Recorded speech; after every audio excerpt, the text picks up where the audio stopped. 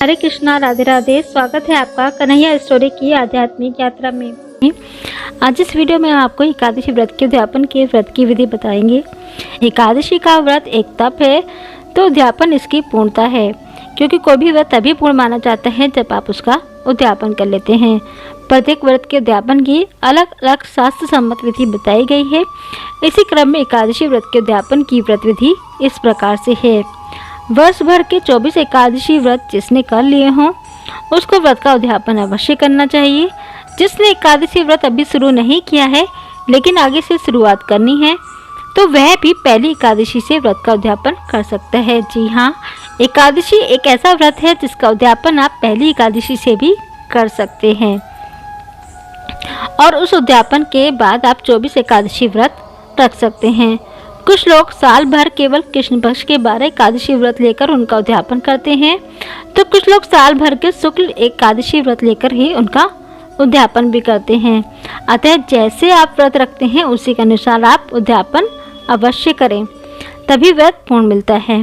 कृष्ण पक्ष वाले व्रतों का उद्यापन कृष्ण पक्ष की एकादशी और द्वादशी। एकादशी व्रत का उद्यापन जो होता है वो 2 दिन का होता है, एकादशी और द्वादशी।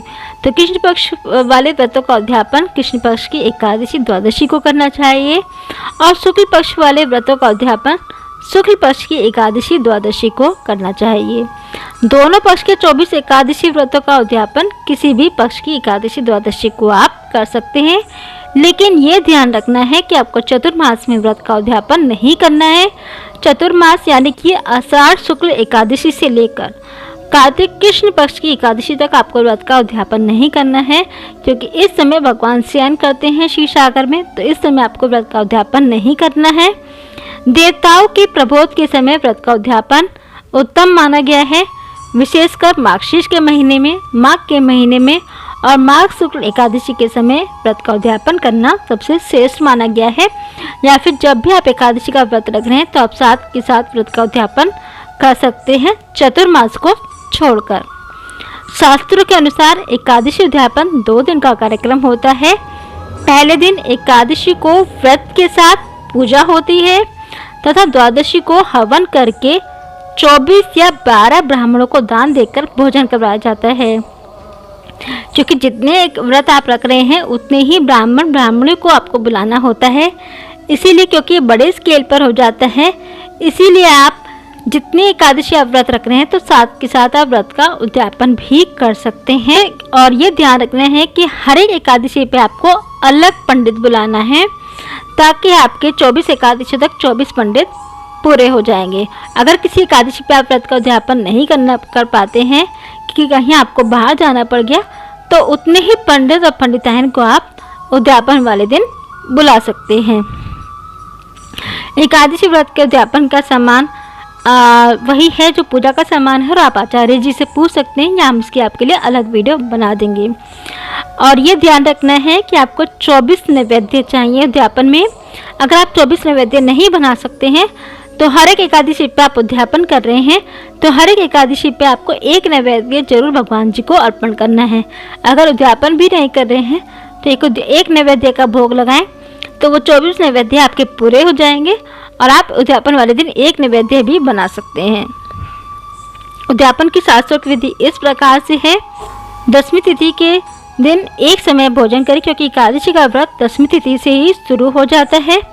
इस दिन मंदिर साफ करके पूजा की आवश्यक सामग्री खरीद के ले आएं, और आचार्य को दशमी की तिथि के दिन ही निमंत्रण दे दें, और रात्रि को दंत धावन करके भगवान के आगे नियम करें कि मैं एकादशी को निराहार रहकर द्वादशी को भोजन करूंगा।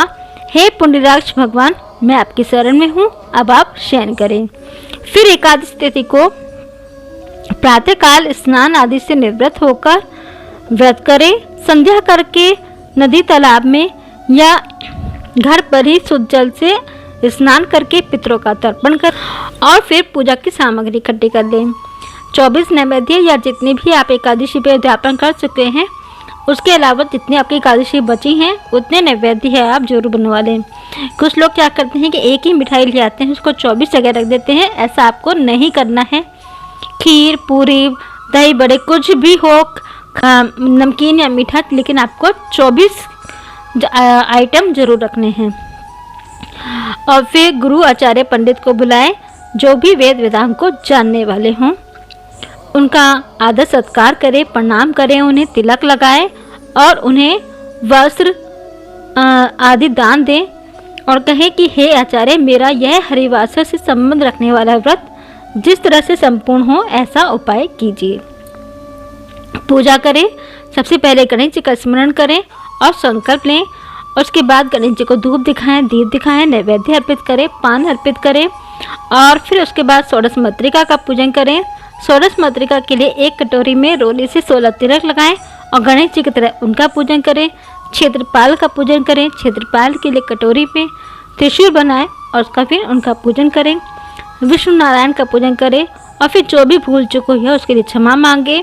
मंत्रहीनम क्रियाहीनम भक्तिहीनम जनार्दन यत पूजितम मया देव परिपूर्णम तदस्तु में, इस तरह से। और फिर श्री नारायणाम पर्णमस्तु बोलकर जल विष्णु जी पर अर्पित करें और भगवान को नमस्कार करें। एकादशी वाले दिन आपको भगवान जो भी पंडित आपने बुलाए हैं उन्हें आपको एक दूध का गिलास अवश्य देना है, मीठे दूध का गिलास।